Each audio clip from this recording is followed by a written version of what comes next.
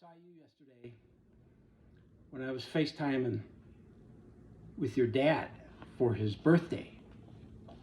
And I remembered that I haven't read to you Lisbeth in so long.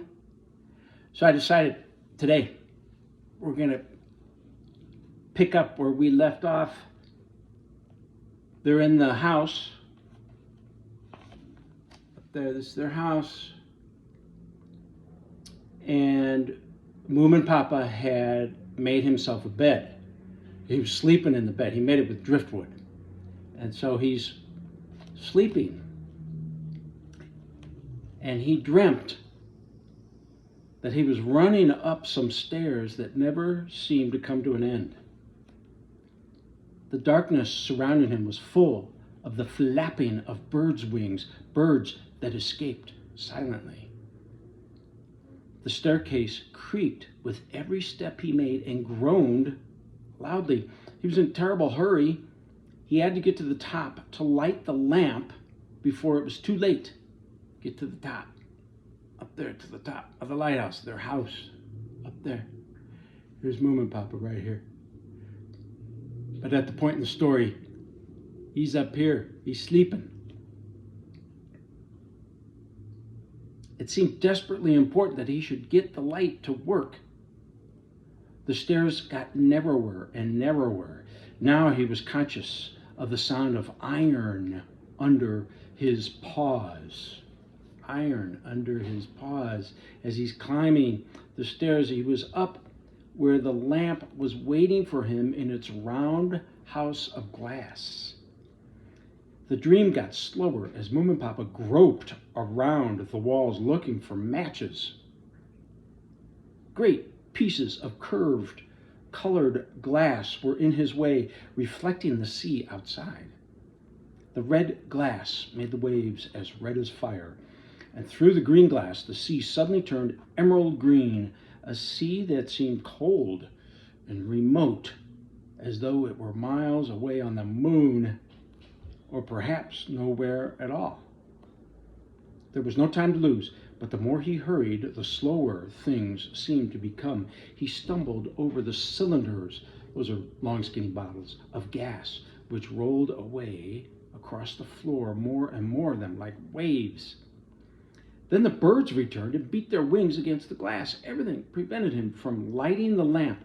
Moomin Papa shouted loudly with fright, "Ah!"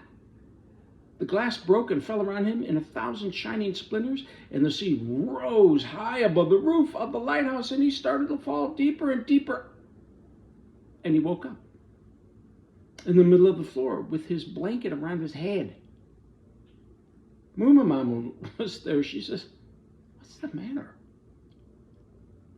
The room was still and blue with its 4 windows outlining the night. Moomin Papa said, "I was dreaming. It was awful." Moomin Mama got up and put a few dry sticks on the glowing ashes of the fire. It burst into flame, and a warm golden light flickered in the darkness. She said, "I'll make you a sandwich." You're dreaming like this because you're sleeping in a strange place. Moomin Papa sat on the edge of the bed and ate. Moomin Papa sat on the edge of the bed and ate his sandwich, and his frightening dream began to disappear. Does that ever happen to you? You have dreams, and then you wake up and they kind of, after a little while, they disappear. Moomin Papa said, "I don't think the problem is the room. The problem is this bed. It makes me have such nightmares. I'll make myself a new one." Moomin Mama said, "I think you're right. Have you missed anything? One can't hear the trees in the forest anymore." Moomin Papa listened. He could hear the sound of the sea murmuring round the island, and remembered how the trees used to whisper round their old home at night. Moomin Mama, drawing the blanket up around her ears, said, "Actually, it's rather pleasant. It's different. You won't have any more terrible dreams, will you?" And Moom and Papa said, I don't think so. A sandwich does taste good in the middle of the night. Okay, that is the end of chapter 2. I'm just going to keep going to chapter 3. And we'll stop after in another 5 minutes or so that I can send this to you easily. And then I'll just read some more after that. Chapter 3. This is called The West Wind. Moomin and Little Mai lay on their tummies in the sun looking into the thicket. Thicket, what is a thicket? Thicket, it was low and tangled, tiny, angry-looking spruce trees and even smaller birch trees, battling with the wind all their lives. I know some people like that. They grew very close together for protection.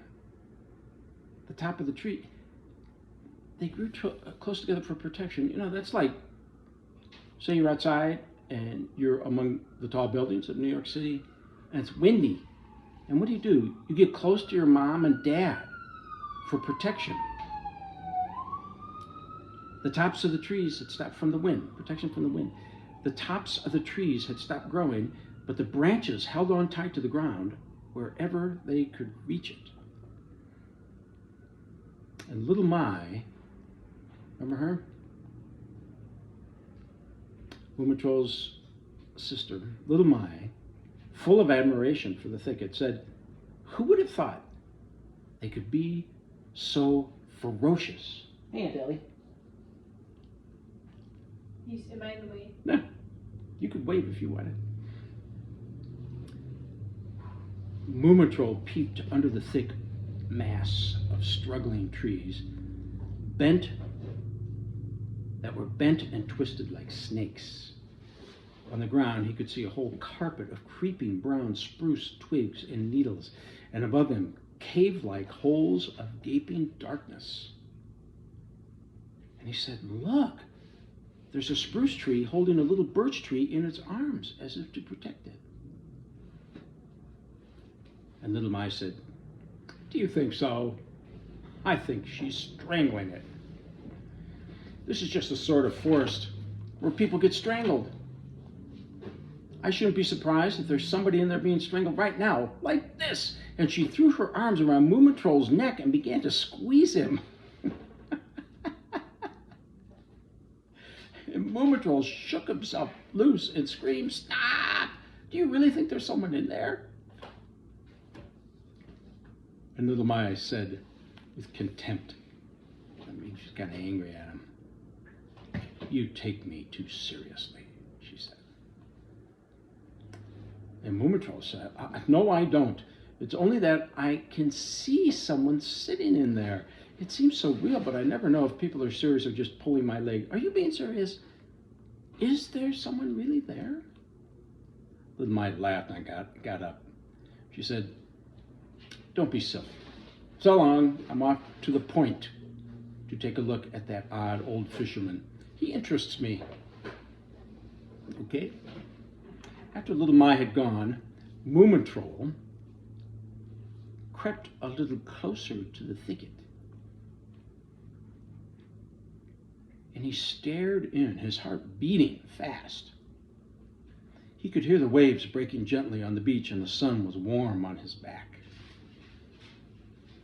And he thought angrily, of course there's nobody there. She just made that up.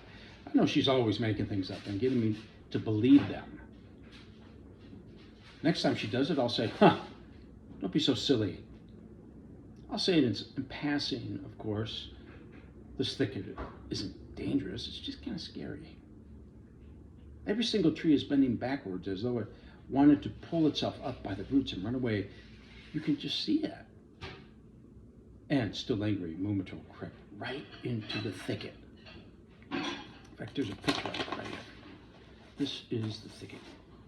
Kind of creepy.